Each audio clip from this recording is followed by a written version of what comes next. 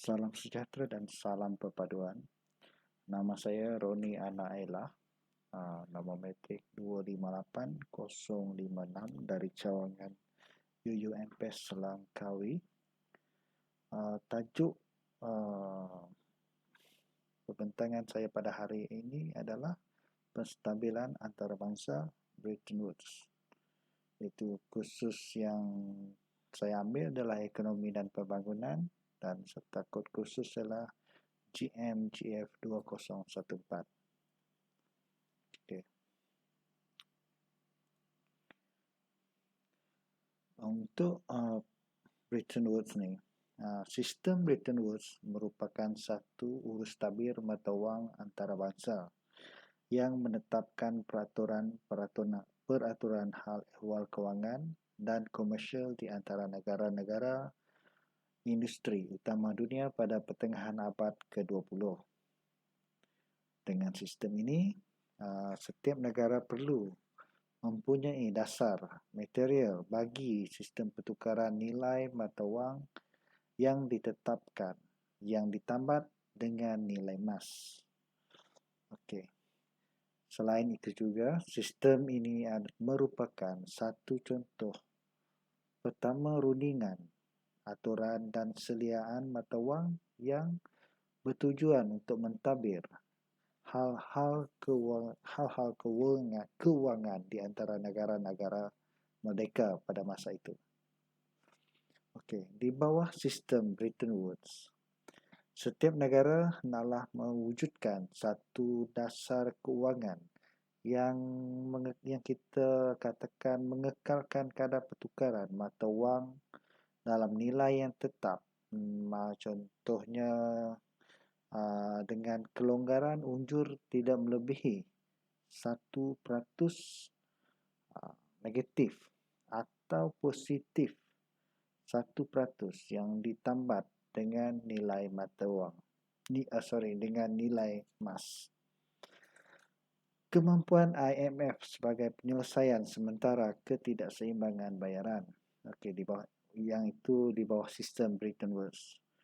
Okey, pada masa itu, iaitu pada tahun 1971, selepas Amerika Syarikat secara bersendirian menamatkan kebolehtukaran dolar kepada emas. Oleh yang demikian, Amerika pada waktu itu mewujudkan keadaan di mana dolar Amerika Syarikat menjadi satu-satunya mata wang yang dijamin dan mata wang sandaran untuk negara-negara ahli. Okey. Seterusnya kita masuk kepada sistem Bretton Woods wujud berdasarkan kepada beberapa faktor politik utama. Yang pertamanya adalah pengalaman bersama yang dikongsikan negara-negara dunia semasa dalam kemelesetan besar. Yang kedua,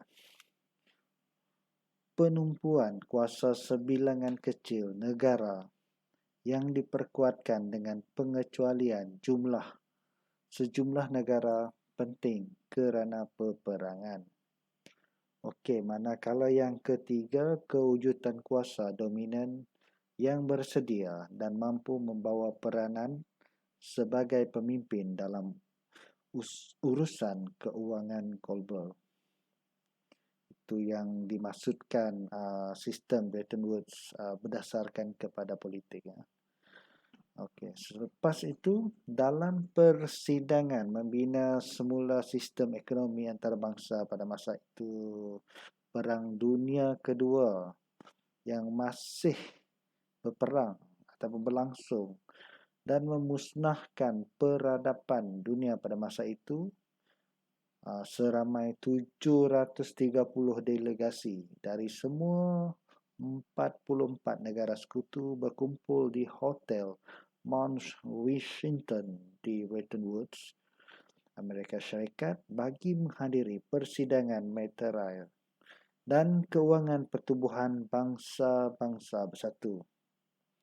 Oleh yang demikian, para delegasi telah bersetuju mendandatangani perjanjian Bretton Woods semasa 3 minggu pertama bulan Julai pada tahun 1944.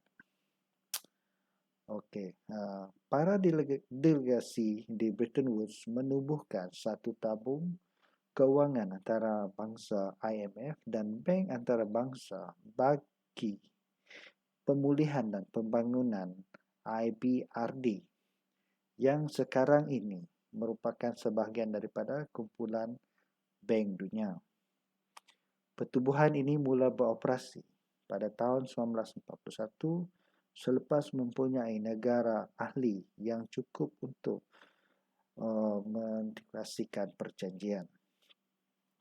Okey, selepas itu di bawah sistem Bretton Woods, setiap negara perlu mewujudkan satu dasar keuangan yang mengekalkan kadar pertukaran mata wang kertas yang diambat kepada dolar Amerika Syarikat. Di bawah dolar Amerika Syarikat pula nilainya ialah pada kadar $35 bersamaan dengan 1 ounce emas. Kalau kita lihat $35 tu bersamaan dengan 1 ounce emas. Macam mana banyaknya? Yang mempunyai negara ahli yang cukup untuk waktu tu masa perjanjian lah, untuk mewujudkan satu perjanjian. Okey, selepas reka bentuk sistem Bretton Woods ni wujud,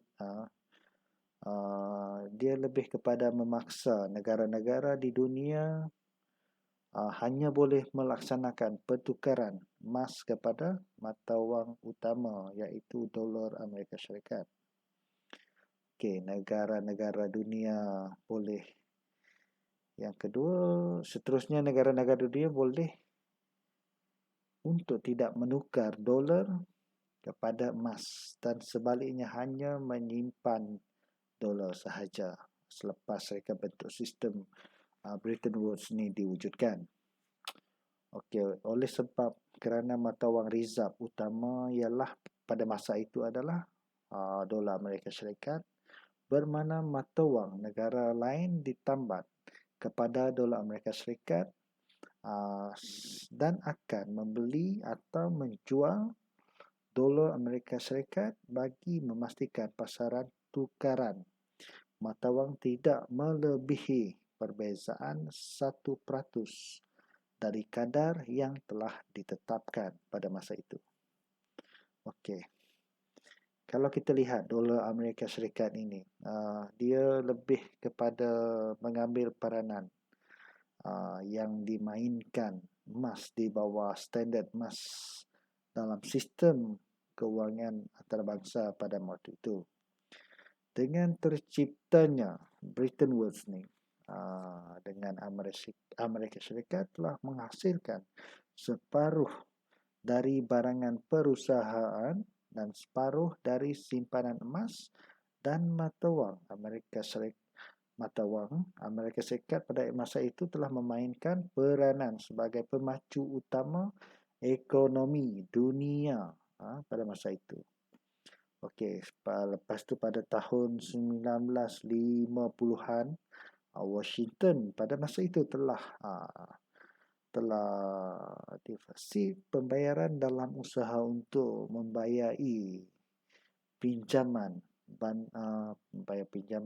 bantuan dan askar untuk rejim-rejim sekutu pada masa itu.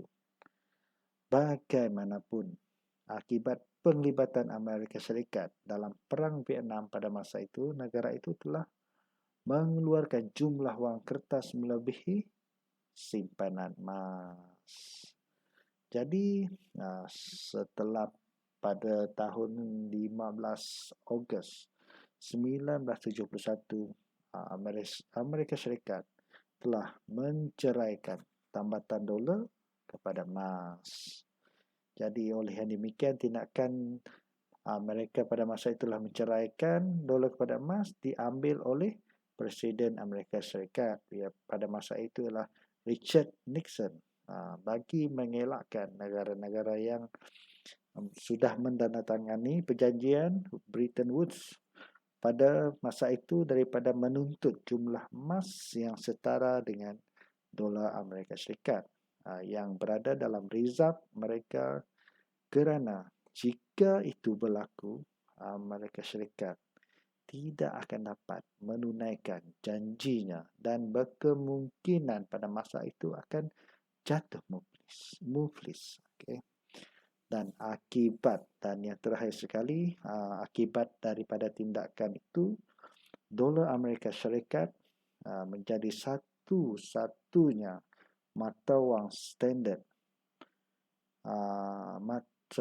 menjadi satu-satunya mata wang sandaran dan juga mata wang reserve kepada negara-negara yang terlibat dalam perjanjian tersebut. Sekian, terima kasih.